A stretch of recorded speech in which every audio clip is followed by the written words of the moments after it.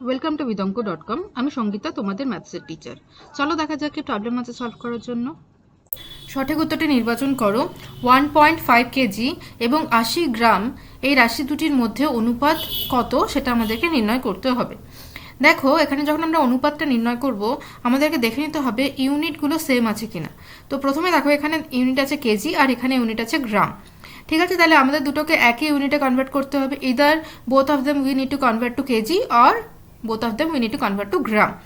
ওকে, তো আমাদের মনে হয় কেজি থেকে গ্রামে কনভার্ট করাটা ইজি, তাহলে ডেসিমাল পয়েন্টটা চলে যাবে। তো আমরা কি করব, 1.5 কেজি যেটা আছে সেটাকে আমরা গ্রামে কনভার্ট করে নেব। তো গ্রামে কনভার্ট করা মানে আমাদেরকে 1000 দিয়ে গুণ করে দিতে হবে। তো 1000 দিয়ে গুণ করলে এটা হয়ে যাবে 1500 গ্রাম। ওকে, 1500 গ্রাম, আর বাকিটা দেওয়া আছে 80 গ্রাম। তাহলে এবার আমরা 1500 গ্রাম আর 80 গ্রামের মধ্যে কম্পেয়ার করব, মানে রাশির অনুপাত নির্ণয় করব।